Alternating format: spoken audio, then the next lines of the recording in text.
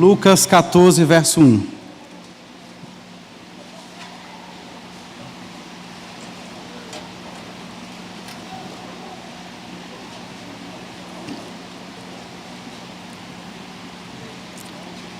Leamos então o texto que diz assim: certo sábado, entrando Jesus para comer na casa de um fariseu importante, observavam-no atentamente. Fechemos os olhos, oremos ao Senhor e peçamos a sua graça. Pai, nós estamos aqui diante de Ti, nós estamos com os corações alegres, estamos gratos, ó Deus, por mais uma oportunidade de podermos declarar juntos a Tua glória, Pai. Poder cantar aquilo que o Senhor fez em nossas vidas e como nós continuamos sendo enriquecidos pela Tua graça. Muito obrigado, ó Deus, por esse momento importante. Muito obrigado, ó Deus, por esse ajuntamento, por essa congregação. Nós Te louvamos, ó Deus, por isso. E nesse momento, ó Pai, nós queremos Te pedir que o Senhor fale ao nosso coração. Permita-nos nesta manhã sentar à mesa com Cristo. E ao ouvir a sua voz, que o nosso coração seja alimentado. Ó Pai, fala conosco poderosamente e quebra a dureza do nosso coração. Essa é a nossa oração nessa manhã, ó Deus, em nome de Jesus. Amém. Irmãos, como vocês bem viram, mais uma vez Jesus entra na casa de um fariseu para participar de uma refeição. Eu digo mais uma vez porque semana passada, quando estávamos no capítulo 7, era justamente num cenário como esse que nós encontramos Jesus. Capítulo 7 de Lucas, Jesus também estava participando de uma refeição na casa de um fariseu. Agora é outro fariseu, agora é outra casa, mas temos também um ambiente semelhante. De entrada, eu penso que nós já poderíamos entender aqui que o ministério de Jesus, ele era permeado por essas ocasiões de refeição. O ministério de Jesus era permeado por esses encontros à mesa. O ministério de Jesus foi bastante curto. Os estudiosos estimam que não tenha ultrapassado 3 anos e meio. E quando nós observamos como é que Jesus ministrava, nós vamos perceber que ele não tinha uma campanha missionária articulada. O Senhor Jesus não lançou mão de cruzadas evangelísticas. Tudo era muito simples, tudo era muito informal. Mesmo quando ele estava ministrando a multidões, o cenário era extremamente simples. Fosse o pé de uma montanha, fosse a beira-mar, o Senhor Jesus ministrava o evangelho com simplicidade. Raramente o Senhor Jesus fez uso do templo. E nunca você vai ler acerca de Jesus ministrando em um anfiteatro. Mas frequentemente você vai encontrar o Senhor Jesus ministrar sentado à mesa. É o que nós temos nesse texto outra vez. No ambiente familiar, no clima da hospitalidade, temos o Senhor Jesus atuando em missão. E se nós pensarmos de um ponto de vista bíblico mais amplo, o que Jesus está fazendo não é nada assim tão original, porque biblicamente falando, a casa, o ambiente domiciliar, é descrito na Bíblia como aquele espaço primeiro e principal onde o povo de Deus cultiva a fé. É o espaço apropriado para a prática do discipulado e para o desenvolvimento da missão. Pense, por exemplo, naqueles crentes do Antigo Testamento, mesmo numa época em que o templo recebeu um papel de destaque, ainda assim, no Antigo Testamento era em casa que os pais deveriam ensinar a lei de Deus aos seus filhos. Era em casa também que o povo de Deus celebrava vários festivais sagrados. Pense, por exemplo, na Páscoa. A importância que a Páscoa tinha para a fé dos israelitas, e ainda assim ela não era festejada no templo, ela era festejada em casa, quando cada família se reunia para compartilhar de uma refeição na presença de Deus. Então o povo de Deus ao longo dos séculos foi cultivando a sua fé nesse ambiente de hospitalidade, no ambiente acolhedor do lar. No Novo Testamento, não apenas o Senhor Jesus Cristo, mas depois dele os seus apóstolos parecem ter a mesma estratégia. Eles estão pregando o evangelho sempre de casa em casa. Ainda que naqueles primeiros capítulos de Atos leiamos que a igreja perseverava todos os dias no templo e de casa em casa, nós precisamos perceber que essa era uma realidade apenas da igreja de Jerusalém. Ao sair dos limites de Jerusalém, eles não contavam mais com um templo, ou mais exatamente com um pátio de templo onde pudesse se reunir, mas apenas de casa em casa. De forma que esse modo, essa estratégia missional de Cristo, de falar do Evangelho à volta da mesa, está em total sintonia com a estratégia utilizada pelo povo de Deus ao longo dos séculos. Portanto, o que nós vemos Jesus fazer aqui nesse capítulo, o que nós vamos ver, o que nós vamos estudar, não pense que seja um ponto fora da curva no ministério de Cristo. Não pense que se trata de uma situação excepcional, não. Esse é o próprio fazer missional de Cristo. Encontrar-se com homens e mulheres em situações simples do cotidiano para compartilhar com eles as mensagens preciosas do Evangelho.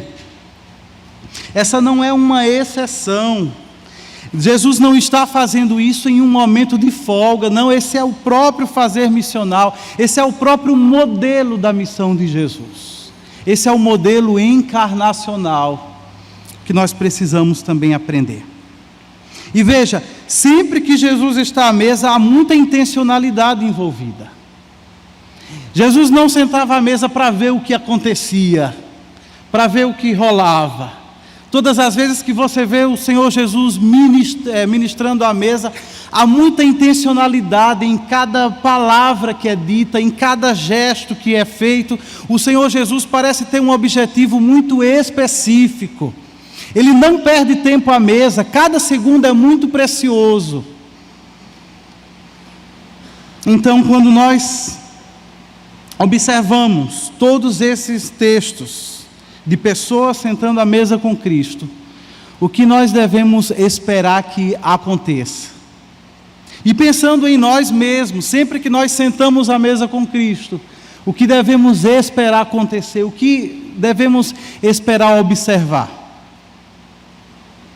Eu gostaria de propor aqui, baseado nesse texto, que em primeiro lugar, quando pecadores sentam à mesa com Cristo, sempre há transformação. Leia comigo outra vez, Lucas 14, versículo 1, vamos até o versículo 6. O texto diz assim: certo sábado, entrando Jesus para comer na casa de um fariseu importante, observaram-no atentamente.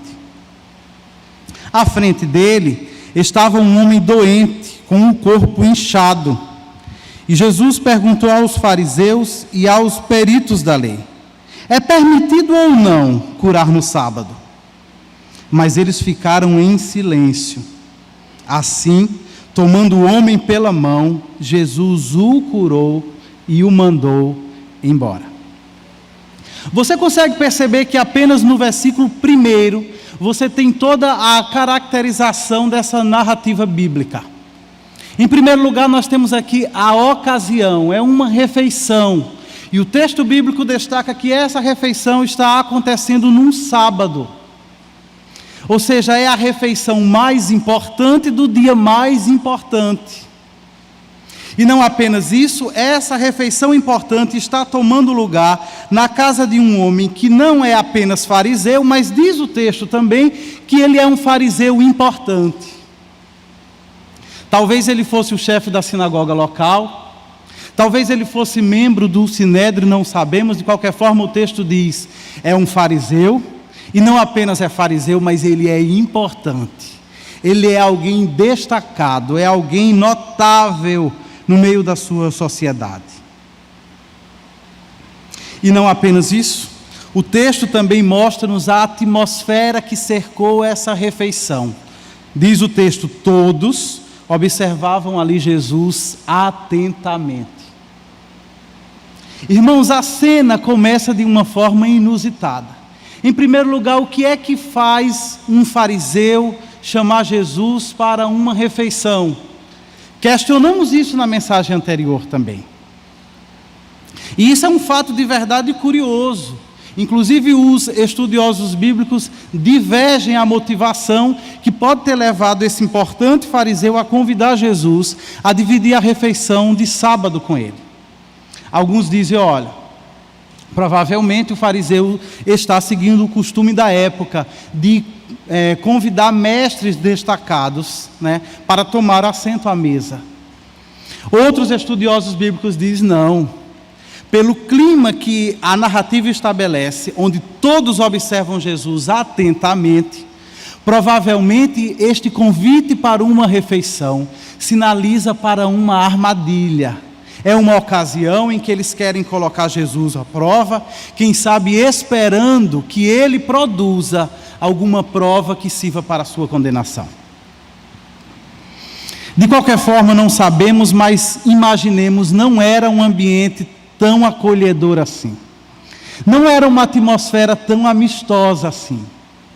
Havia muita especulação envolvida, havia muita observação, havia segundas intenções por trás daquela refeição.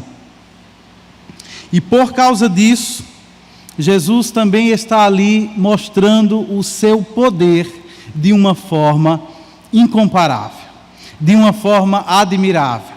Mesmo estando debaixo da pressão, mesmo estando debaixo dos holofotes, Jesus percebe outro objeto incomum, outro elemento incomum nessa ocasião.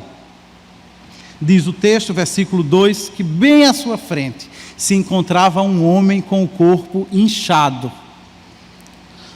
Algumas traduções da Bíblia referem-se a isso como um homem hidrópico, ou um homem molestado com hidropsia. É assim que os gregos referiam-se a essa doença.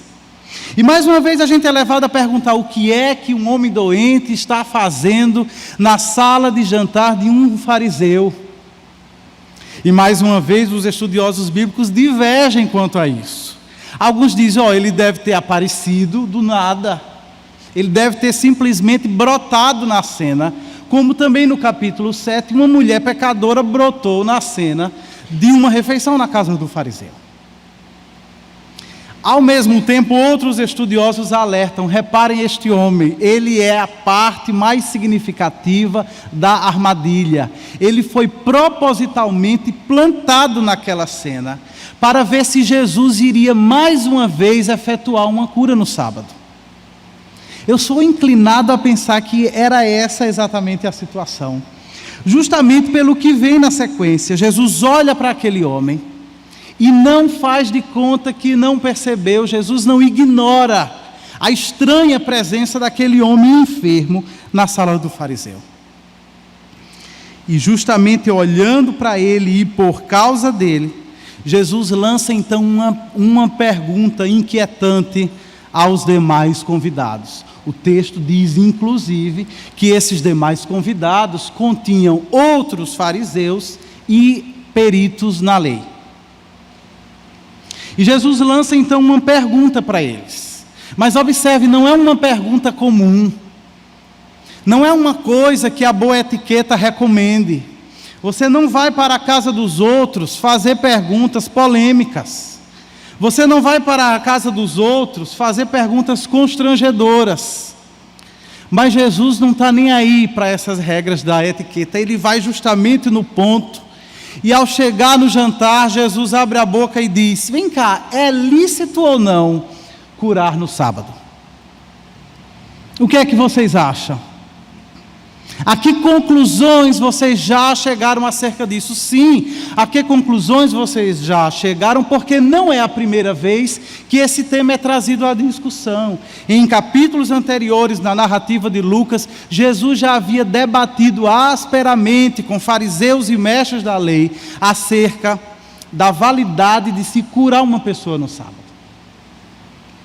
E como diante da pergunta os fariseus não quiseram dar resposta alguma, Jesus não perde tempo, toma o homem pela mão, cura aquele homem e manda aquele homem embora. Imagine a cena dramática de ver um homem desinchar assim, como num passe de mágica.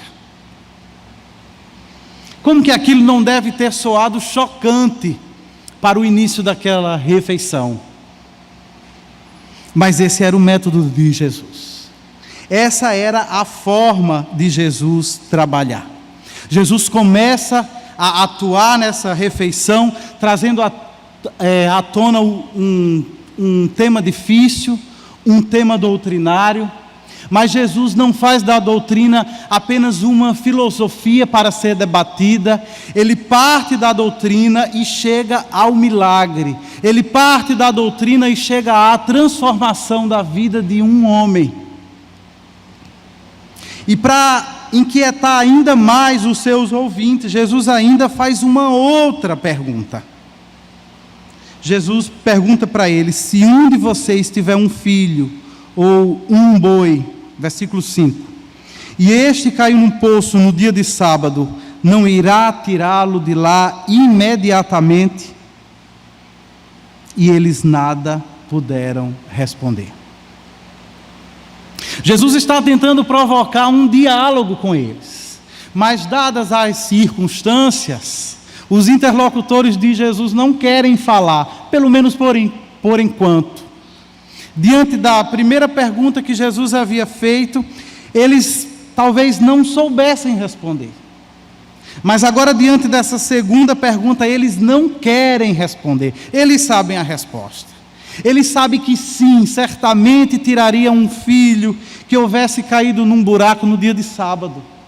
Sim, certamente resgataria um boi que houvesse caído em um poço no sábado. E por causa disso, muito mais sentido faz libertar um homem doente, curar um homem doente, trazer esse homem à vida novamente, por assim dizer, no dia do Senhor. Não havia nada que impedisse, mas essa era uma interpretação que questionava as tradicionais hermenêuticas dos judeus acerca da observância do dia do Senhor. E por causa disso, diante dessa segunda pergunta de Cristo, os seus ouvintes agora não querem responder. Eles não querem dar uma palavra acerca disso. Eu penso que aqui nós já temos diversas lições as quais nós não podemos ignorar. Em primeiro lugar, eu creio que esse texto nos ensina que, assim como Jesus, nós também devemos aproveitar todas as oportunidades que surgem diante de nós para que compartilhemos a mensagem do Evangelho. Pense bem, se Jesus fosse eu ou você, nós provavelmente seríamos fortemente tentados a não aceitar um convite desses. Os encontros com Jesus já tinham resultado em muita briga, em muito estranhamento com esses líderes religiosos. Nunca dava certo, nunca terminava bem. A coisa sempre esquentava, os ânimos sempre se exaltavam. E agora que Jesus recebe um outro convite para almoçar com um judeu, com um religioso judeu, será que não seria sábio deixar esse convite passar? Jesus pensa que não. Jesus conclui que não. E apesar de todo o risco envolvido naquela situação, Jesus sabe que ela é uma grande oportunidade para compartilhar a mensagem do Evangelho. E assim deveríamos fazer nós também. Nós não podemos perder as oportunidades que Deus, em sua providência, colocam ao longo dos nossos dias. Ainda que não sejam aquelas oportunidades mais desejáveis, ainda que não sejam as mais agradáveis, ainda que não sejam os ambientes mais amistosos, ainda que não sejam os ouvintes mais prováveis de darem crédito à mensagem do Evangelho, não importa. Tratam-se de oportunidades que Deus, em sua providência e em sua soberania, coloca diante de nós para que nós passemos por elas e as aproveitemos da melhor forma. O pior, ou o lado ruim dessa história, é que nós nem sempre estamos atentos a essas oportunidades. Às vezes nós estamos tão dispersos, nós estamos tão alienados da missão, que as portas se abrem diante de nós e nós nem percebemos. Muitas vezes as pedras clamam à nossa volta e nós não as ouvimos. É porque o nosso coração também está endurecido demais. É porque a nossa fé está também paralisada demais, adoecida demais, inerte demais, e nós não nos encontramos com Cristo na missão e não percebemos as oportunidades que Ele abre para nós ao longo de cada dia. E o remédio para isso, eu creio, é que nós devemos aprender a andar com Cristo, ou nós devemos voltar a andar com Cristo. Porque Cristo está sempre em missão. E se nós andamos ao lado dele, nós também vamos nos encontrar em missão. Não tem como andar com Cristo, não tem como andar ao lado de Cristo e não participar da sua missão. Aqueles de nós que não estão engajados na missão, saibam disso, vocês não estão andando com Cristo. Se eu não estiver em missão, é porque eu não estou perto de Cristo. O meu coração está longe, ainda que os meus lábios pareçam estar perto, ainda que a minha confissão queira me enganar, fazendo-me pensar que estou perto de Cristo. Se eu não estou sintonizado, se eu não estou em harmonia com a sua missão, isto é um sintoma grave de que eu estou longe de Cristo. Eu estou longe do Salvador. Outras vezes, queridos, as oportunidades se abrem diante de nós, nós até as percebemos, mas não as aproveitamos porque estamos despreparados. Isso já aconteceu comigo tantas vezes e deve ter acontecido com você também. Percebemos que trata-se de uma porta, percebemos que trata-se de uma grande oportunidade, mas nós percebemos também o quanto nosso coração está despreparado para compartilhar o Evangelho naquela situação. O que devemos fazer? Como podemos nos melhor qualificar para bem utilizarmos essas oportunidades? Eu penso que nós devemos batalhar com Deus em oração. Nós devemos nos dedicar à oração para que Deus nos dê graça, para que Deus nos fortaleça, para que Deus gere em nosso coração a verdadeira ousadia do Espírito Santo, que nos leva, que nos impulsiona, que nos dá vigor, que nos dá coragem para compartilhar o Evangelho sempre que as portas se abrem diante de nós. E além disso, nós devemos também investir em conhecimento bíblico, porque eu já percebi e eu já senti isso na pele, que muitas vezes nós trememos diante de uma oportunidade, porque sabemos, percebemos claramente que nós não conhecemos o Evangelho o suficiente para que possamos compartilhar com as pessoas que estão à nossa volta. Precisamos aprofundar o nosso entendimento acerca do Evangelho, a ponto de que nos tornemos aptos a compartilhar o Evangelho de uma forma natural, de uma forma que nós saibamos aplicar o Evangelho nas diversas situações da vida e possamos então iniciar conversas evangelísticas no ponto em que as pessoas colocam para nós. Em segundo lugar, eu penso que essa primeira parte do texto, ela requer que nós entendamos que a missão cristã sempre vai nos expor a riscos. E nós precisamos estar prontos para assumir esse risco. Não tem como participar da missão de Deus no mundo se você tiver aversão a riscos. Não tem como participar da missão, não tem como se engajar na missão, não tem como entrar na casa do fariseu, se você não estiver disposto a se expor aos perigos que esse encontro pode provocar para você. Viver em missão com Deus vai sempre produzir aquele frio na barriga. Você nunca sabe o que pode acontecer no momento seguinte. Você nunca sabe o que é que vai ser dito, o que é que vai ser perguntado, o que é que vai ser questionado. Você nunca sabe a situação em que você vai ser colocado. Mas se você está com Cristo, uma coisa você sabe, é que Ele estará conosco todos os dias até a consumação dos séculos. Portanto, assim como para Jesus era arriscado estar na casa desse homem, pense, por exemplo, que essa ocasião, humanamente falando, poderia inclusive precipitar a prisão, condenação e morte de Cristo. Ali poderia se configurar alguma situação que levasse Jesus à morte, precipitadamente. Eu falo isso em termos humanos, mas Jesus não foge a essas situações. Jesus sabe que a missão é feita de riscos, mas a missão é feita também da segurança de estar sendo realizada na presença de Cristo. Como diz Paulo, como está escrito, por amor de ti, enfrentamos a morte todos os dias. Somos considerados como ovelhas destinadas ao matadouro, mas em todas estas coisas somos mais do que vencedores por aquele que nos amou. É essa a perspectiva que deve encher o nosso coração também.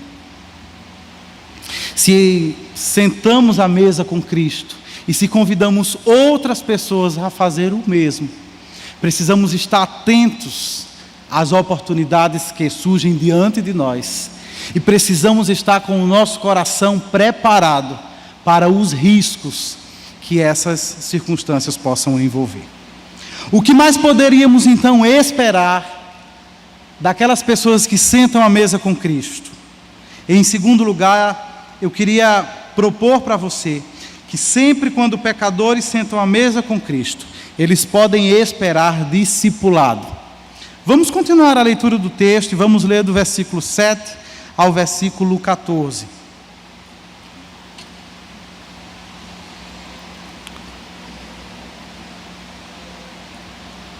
O texto diz assim: quando notou como os convidados escolhiam os lugares de honra à mesa, Jesus lhes contou esta parábola. Quando alguém o convidar para um banquete de casamento, não ocupe o lugar de honra, pois pode ser que tenha sido convidado alguém de maior honra do que você. E se for assim, aquele que convidou os dois virá e lhe dirá: dê o lugar a este. Então, humilhado, você precisará ocupar o lugar menos importante. Mas quando você for convidado, ocupe o lugar menos importante, de forma que quando vier aquele que o convidou, diga-lhe: amigo, passe para um lugar mais importante. Então você será honrado na presença de todos os convidados. Pois todo o que se exalta será humilhado, e o que se humilha será exaltado. E então Jesus também disse ao que o tinha convidado: quando você der um banquete ou jantar, não convide os seus amigos, irmãos ou parentes, nem seus vizinhos ricos. Se o fizer, eles poderão também por sua vez convidá-lo, e assim você será recompensado. Mas quando der um banquete, convide os pobres, os aleijados, os mancos e os cegos. Feliz será você, porque estes não têm como retribuir. A sua recompensa virá na ressurreição dos justos. Observe como nesse texto Jesus passa de uma conversa inicial sobre doutrina para uma conversa mais íntima acerca do coração. Se por um lado fariseus e peritos na lei estão naquela refeição atentos a Jesus, por sua vez Jesus também está atento a toda a movimentação deles. Jesus havia observado um homem doente no meio deles, e agora Jesus também é capaz de perceber que eles estão todos enlouquecidos procurando os melhores lugares à mesa. Talvez na nossa cultura ocidental, na qual nós costumamos sentar em mesas redondas, né? Seja difícil imaginar o que significa um lugar de honra à mesa. Mas pense na cultura judaica do século I, onde as mesas geralmente eram baixas e em formato de U. E o anfitrião sentava bem ali na curva do U. E ao seu lado iam se sentando as pessoas consideradas mais importantes. Então, na hora que a refeição ia começar, Jesus observa que todo mundo tenta se espremer ali na curva do U e evitar a ponta da mesa. Jesus está atento a tudo isso, Jesus observa tudo isso. E mais uma vez o Senhor Jesus não se aguenta. Ele poderia ter deixado passar essa, não poderia? Já tinha feito uma polêmica no início. Jesus olha para eles e resolve contar uma parábola. A parábola, ela se desenvolve no contexto de uma refeição. E a parábola não é outra coisa, senão um confronto direto ao orgulho, à arrogância e à falta de humildade que aqueles convidados esboçavam. A mensagem era clara, a mensagem era direta, não tinha como você ficar pensando, o que será que ele está querendo dizer com isso? Jesus atacou diretamente o orgulho do coração deles.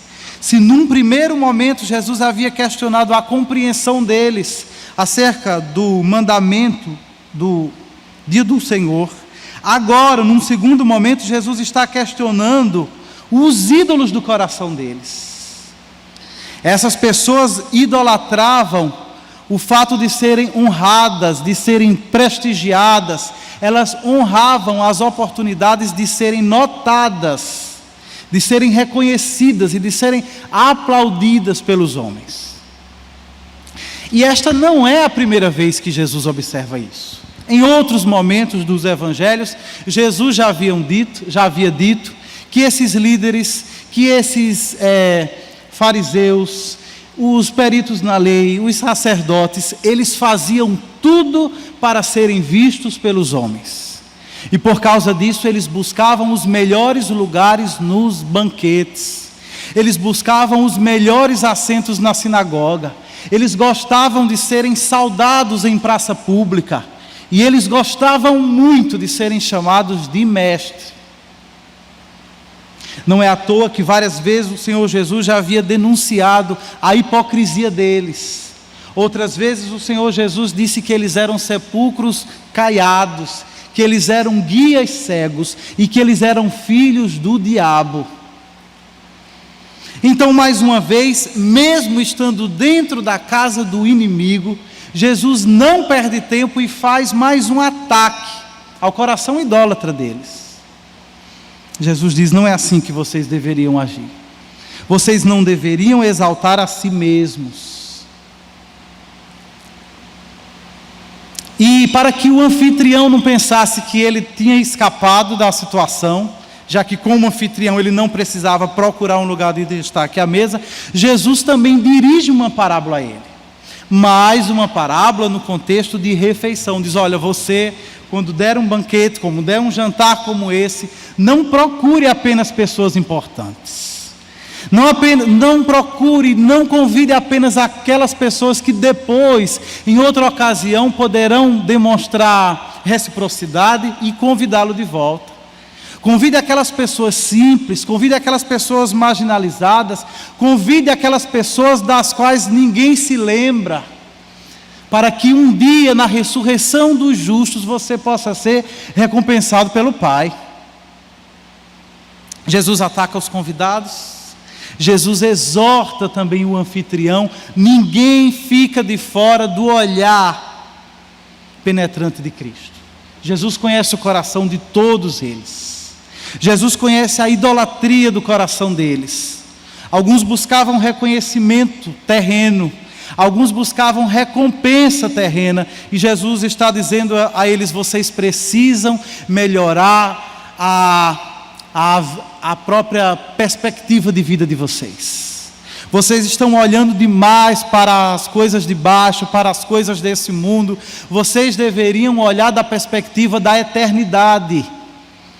De que adianta tanto reconhecimento humano, do que adianta tanta recompensa do mundo, se o nosso lugar não é esse, se a nossa eternidade não será nesta ordem presente.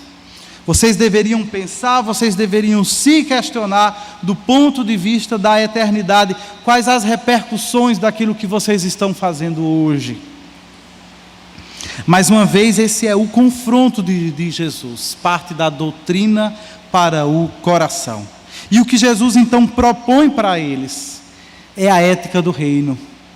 Essas pessoas estavam acostumadas com as regras normais da convivência social, onde os seres humanos, onde nós procuramos aqueles que são semelhantes a nós. E nós procuramos agradar aquelas pessoas que em troca podem nos agradar também. Mas em contrapartida, Jesus está propondo para eles que eles abandonem essas categorias mundanas de relacionamento e eles adotem no lugar delas a ética do reino, onde nós ajudamos, onde nós pensamos, onde nós nos preocupamos com aquelas pessoas que não podem nos recompensar, com aquelas pessoas que são esquecidas, com aquelas pessoas que não vão receber os holofotes do mundo.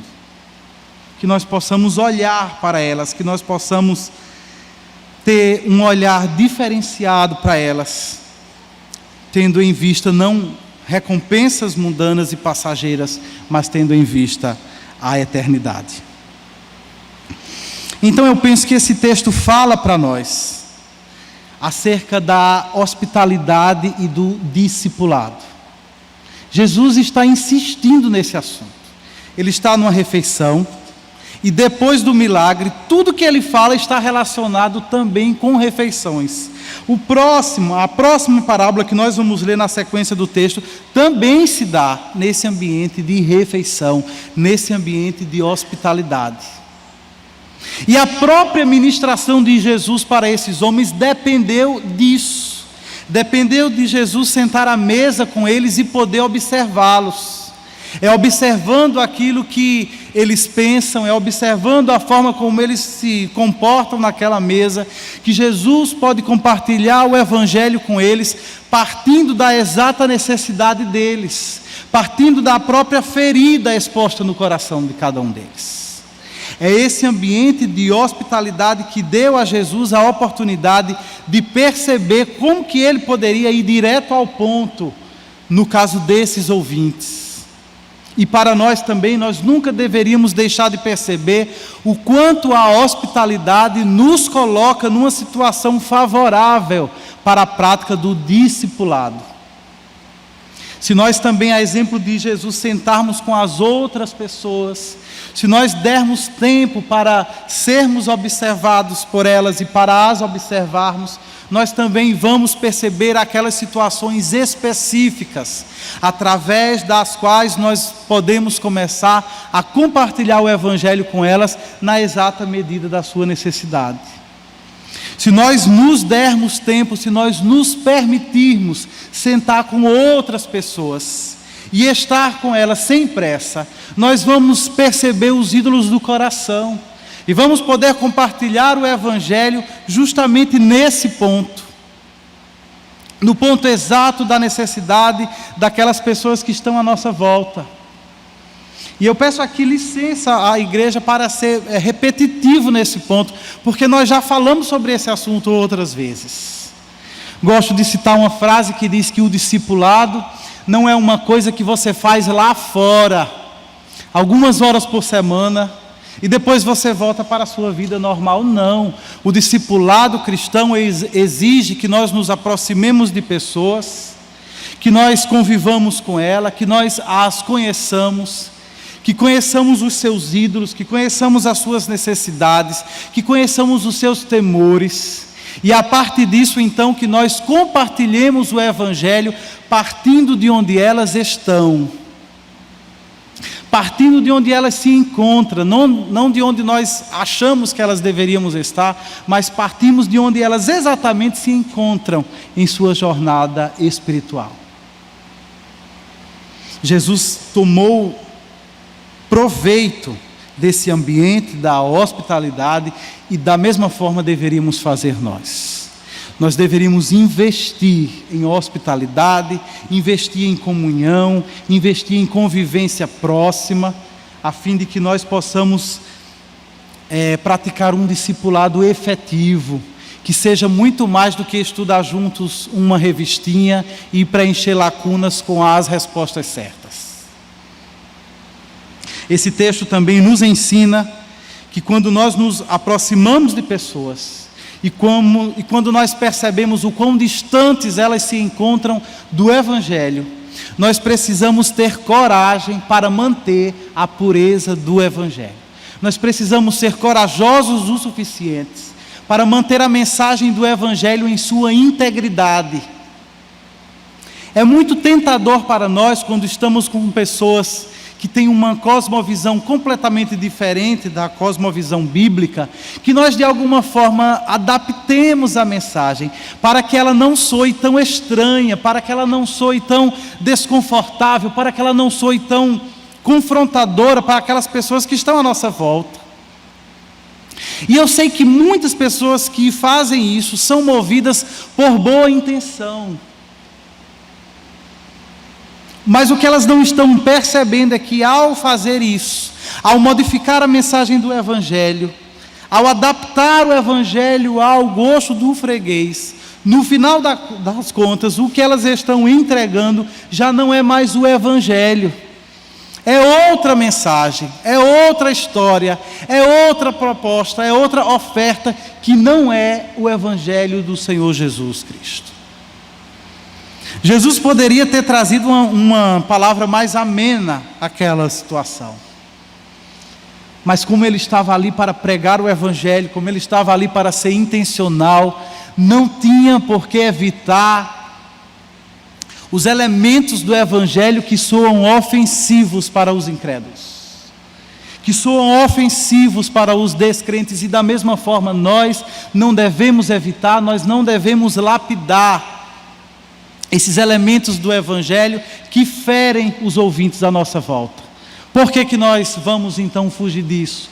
Por que nós evitaríamos falar sobre isso? Não devemos evitar.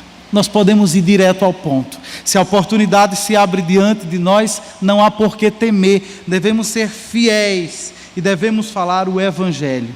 O Evangelho sempre foi uma mensagem confrontadora.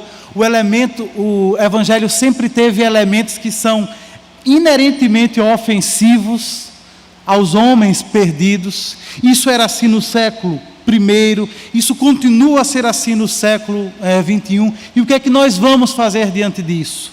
Nós vamos nos envergonhar do Evangelho? Não. Nós vamos continuar pregando o Evangelho em sua integridade, crendo que ele é o poder de Deus para a salvação de todo aquele que crê. Precisamos aprender com Jesus também, nessa ocasião, que a missão não é feita apenas de discurso, a missão não é um monólogo.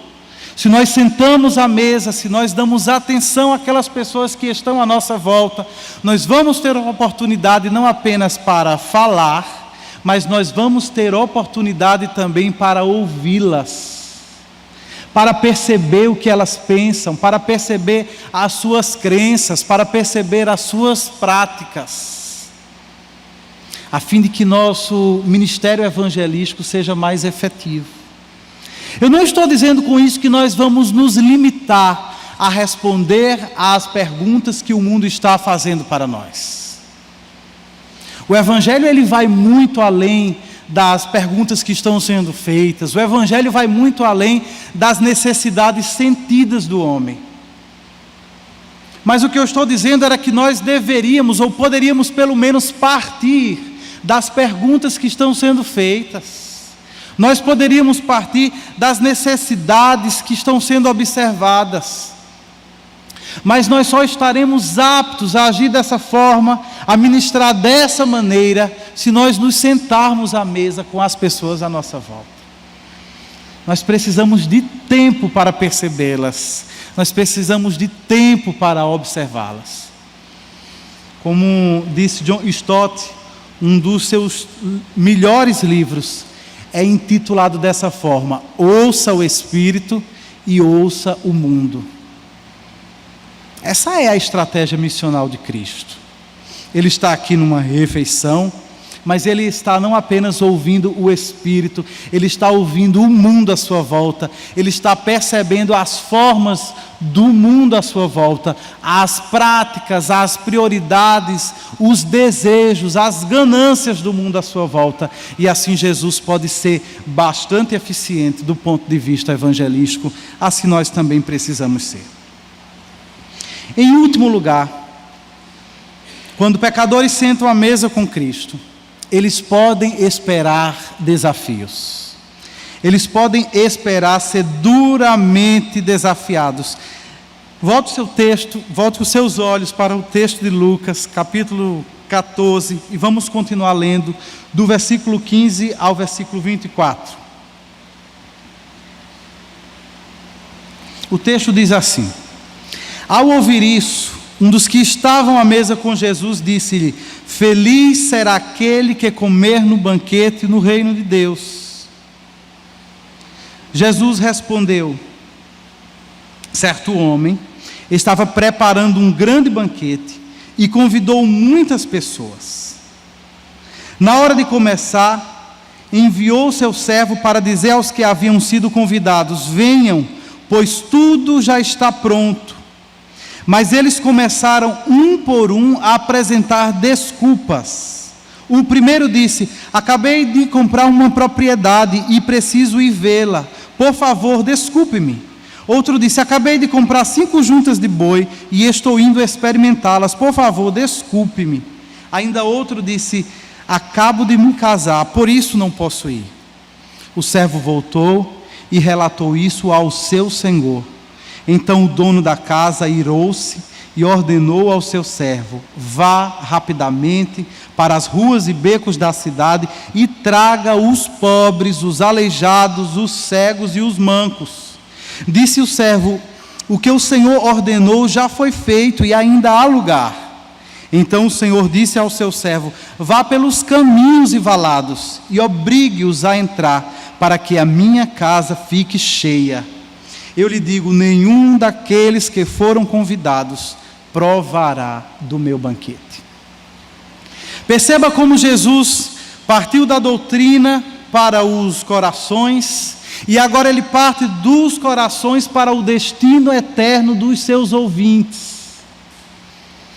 O discurso de Jesus é bastante direto, é bastante contundente. Quando Jesus contou as 2 primeiras parábolas, um convidado se empolga e diz: Feliz será aquele que tomar um assento no grande banquete do reino de Deus. Jesus ouve isso que foi dito e não ignora. Jesus está atento ao que se passa naquele ambiente.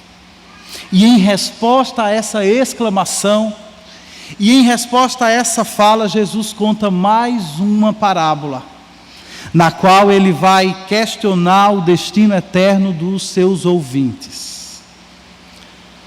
Mais uma vez, aqui também estudiosos bíblicos questionam o que levou este homem, o que levou este convidado a fazer essa declaração tão efusiva.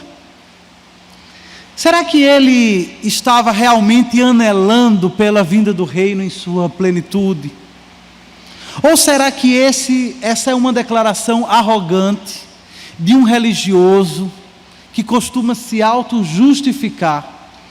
Será que ele estava apontando para o que ele esperava ser o destino de todos aqueles religiosos que se sentavam à mesa naquele dia? Jesus então não ignora o que foi dito e mais uma vez Jesus propõe uma parábola bastante provocativa. A mensagem estava clara. Aquela história que Jesus havia contado representava ou ilustrava aquilo que estava acontecendo com os judeus da sua época. Por muitos séculos, Deus enviou profetas para anunciar e para convidar o povo de Israel para o grande banquete que se daria no reino messiânico. Mas agora que o Messias havia chegado, eles estavam dando as mais esfarrapadas desculpas para não atender ao convite do rei. E por causa disso eles ficariam de fora. Em seu lugar, o próprio Deus escancararia as portas da salvação para os gentios. Aqui na parábola, representados pelos cegos, pelos aleijados, pelos mancos e pelos desprezados em geral. Jesus estava aqui questionando a falsa segurança, o auto-engano que caracterizava os seus ouvintes naquela ocasião. Eles pensavam que por serem descendentes de Abraão, seriam natural e automaticamente herdeiros da vida eterna. E Jesus está dizendo para eles não. Não importa apenas conhecer o dono da festa, não importa apenas conhecer que haverá um banquete, não importa apenas conhecer acerca de realidades reveladas da vida eterna. Não se confiem nas alianças, não se confiem na revelação que foi dada ao povo judeu, se você não está efetivamente atendendo ao convite para o grande banquete, você ficará de fora. É isso que Jesus está dizendo para eles. Vocês ficarão de fora e em seu lugar serão acolhidas aquelas pessoas que sempre estiveram de fora aos olhos do mundo. Aqueles que foram rejeitados serão acolhidos, enquanto aqueles que estavam aparentemente de dentro do reino, será revelado que o seu lugar, na verdade, é fora do reino. Jesus então fala acerca da rejeição da salvação, ou do perigo de se rejeitar a oferta graciosa de salvação que há no Evangelho. E essa era o último golpe que Jesus estava dando naquela ocasião. Esta era a última e a mais alta mensagem, a mais estridente mensagem que Jesus estava proferindo naquela ocasião. Não tinha como não perceber a lição central da parábola. Ela era por demais óbvia para todos que estavam ali sentados. E por fim Jesus fala para eles também acerca do banquete da graça. Se por um lado haveria condenação para aqueles que rejeitavam o convite do Evangelho, por outro lado haveria abundância de graça para aqueles convidados improváveis, para aquelas pessoas que nunca imaginaram que um dia participaria do grande banquete. Para elas sim, finalmente por graça, estariam presentes no banquete do reino de Deus. Não é interessante como tudo isso aqui gira em torno de refeições? Jesus está numa refeição, faz 3 parábolas em cima de refeições, e inclusive a própria eternidade aqui é retratada em termos de um banquete. E não é a única vez que isso acontece na Bíblia. Por exemplo, o profeta Isaías diz que no reino messiânico, o Senhor dos exércitos preparará um banquete para todos os povos, com direito a vinhos envelhecidos e carnes suculentas. E no Novo Testamento, o Apocalipse revela que após a condenação dos ímpios, os salvos entrarão pelas portas da eternidade e festejarão as bodas do Cordeiro. Essa é uma ilustração vívida da abundância da graça da qual os salvos desfrutarão. Quando nós olhamos para um texto como esse, uma aplicação necessária, que nós precisamos fazer, como já fizemos tantas outras vezes, é a necessidade constante que temos de exortar cristãos nominais. É a necessidade que nós temos de constantemente exortar a igreja acerca da falsa segurança, acerca do auto-engano. Já fizemos isso diversas vezes ao longo desse ano e precisamos fazer isso sempre, sempre. Essa mensagem ela não era relevante apenas para judeus do século I. Essa mensagem continua sendo relevante para cristãos do século XXI. Essa mensagem não era necessária apenas para religiosos à mesa com Cristo. Essa mensagem continua sendo necessária, inclusive para os membros da Igreja Presbiteriana do bairro dos Estados. Nós não devemos nos confiar em outra coisa senão na graça de Cristo. Nós precisamos nos questionar diariamente qual é o fundamento da nossa salvação.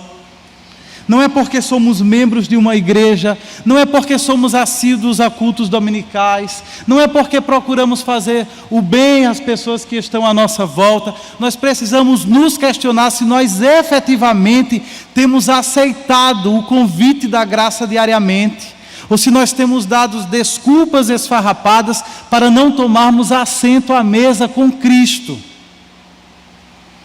Não basta conhecer a palavra de Deus, não basta conhecer acerca das realidades espirituais à nossa volta, é necessário que todos nós nos apropriemos pela fé da salvação que o Evangelho nos oferece em Cristo. Assim como aqueles cegos, como aqueles mancos, como aqueles aleijados, nós também não tínhamos capacidade, nós não merecíamos, nós não éramos dignos de estarmos à mesa do Rei. Mas por causa de Cristo, por causa daquilo que Ele fez na cruz, tendo morrido em nosso lugar, tendo morrido pelos nossos pecados e sobretudo tendo ressuscitado e assentado à direita de Deus, hoje nós podemos pela fé ser revestidos da perfeita justiça de Cristo e tomar assento no banquete do reino de Deus. Nós somos esses cegos, nós somos esses aleijados, nós somos esses forasteiros que foram tomados pela mão e conduzidos pelo Espírito Santo à salvação. Que nós nos certifiquemos, portanto, diariamente que este seja o fundamento da nossa fé. Que nós nos certifiquemos diariamente que este seja o único fundamento da nossa esperança vindoura. Além disso, esse texto também nos ensina a necessidade de nós não deixarmos de fora do nosso discurso as realidades escatológicas. Eu tenho a impressão que cada vez mais os crentes da nossa época se envergonham de falar acerca da vida eterna. Nós nos envergonhamos de falar acerca de céu e muito mais acerca de inferno. E muitas vezes a nossa prática evangelística gira em torno apenas dos benefícios que podem ser desfrutados nessa vida, de efeitos colaterais que o Evangelho produz já nessa vida, e vamos deixando de lado aquilo que pode ser desfrutado na vida eterna. Irmãos, não podemos fazer isso. Nós não podemos mutilar a mensagem do Evangelho a esse ponto. Nós precisamos insistir em que os nossos ouvintes considerem o seu destino eterno. Nós precisamos insistir que os nossos ouvintes considerem as realidades escatológicas que eles precisarão enfrentar quando Cristo voltar. Onde estarão? Que destino terão? Essa é uma parte integrante do Evangelho. O Evangelho é uma mensagem essencialmente escatológica. Não nos esqueçamos disso. E por fim, meus irmãos, que nós não nos esqueçamos, que nós não nos desanimemos, que nós não desistamos do mandamento de sermos hospitaleiros. Se todo o Evangelho pode ser ilustrado na figura de um banquete, isso é algo que nós não podemos ignorar. Se a Bíblia tão claramente demonstra que Deus espera isso de nós, por que nós somos tão hesitantes para praticar uma hospitalidade discipuladora? Por que nós somos tão hesitantes para sentar à mesa com Cristo e convidar outras pessoas à nossa volta a fazerem o mesmo? Algumas pessoas dizem: eu acho isso amedrontador demais. É intimidador demais abrir a casa, abrir o coração, abrir a mesa e convidar outras pessoas para estar juntos. Irmãos, isso é temor dos homens. Nós podemos vencer o temor dos homens com o temor do Senhor. Se nós tememos a Deus mais do que aos homens, nós não vamos ter medo, nós não vamos considerar amedrontador, ou pelo menos nós não vamos ficar paralisados do medo de nos abrirmos aos relacionamentos, a fim de compartilharmos o Evangelho com mais propriedade. A hospitalidade abre portas para nós que de outras formas não seriam abertas. A hospitalidade nos coloca na cara do gol, de uma forma ímpar. E nós podemos ser efetivos, mais efetivos na nossa missão, mais efetivos na nossa evangelização. Nós precisamos abrir o nosso coração, nós precisamos sujeitar a nossa vida ao Senhor e assim abrirmos as nossas vidas uns para os outros. E ao fazermos isso, que não sejamos como os hipócritas fariseus, que se acercavam apenas daquelas pessoas bonitas, das pessoas legais, das pessoas destacadas da sociedade, mas que estejamos dispostos a nos associar com aquelas pessoas rejeitadas, com aquelas pessoas problemáticas, com aquelas pessoas que vivem à margem da graça de Deus, que nós possamos abrir o nosso coração, que possamos abrir a nossa casa e que possamos sentar à mesa com elas para que o Senhor seja glorificado. Por que você acha que o Senhor Jesus, nessa passagem, por exemplo, insiste tanto com essa história de banquete, com essa história de mesa, com essa história de refeição? Não é à toa. Os nossos hábitos à mesa, eles podem ser profundamente reveladores acerca do nosso coração. A forma como nós costumamos fazer as nossas refeições revelam muito do que se passa dentro de nós. Se nós somos gratos a Deus pelo que nós temos, ou se nós pensamos que conquistamos tudo na força do próprio braço. As pessoas que sentam à nossa mesa diz muito acerca do que nós esperamos dessa vida, se é que alguém senta à mesa conosco, se é que há espaço para alguém sentar à mesa conosco. Tudo isso revela muito o nosso coração. E, portanto, nós precisamos nessa manhã pedir que o Senhor transforme-nos, a ponto de que em nossa vida, a ponto de que em nossos dias, sempre haja lugar em nossa mesa para Cristo e para as pessoas que estão à nossa volta pela sua providência. Eu quero terminar aqui com um testemunho pessoal. Eu já contei para vocês acerca de como a minha avó, uma senhora semi-alfabetizada, foi usada por Deus para me discipular. Eu poderia acrescentar a isso o fato muito curioso de que esse discipulado quase sempre acontecia ao redor da mesa.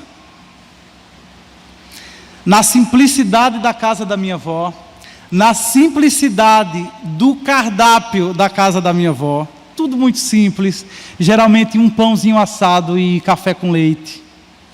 Nós frequentemente nos sentávamos à mesa com Cristo.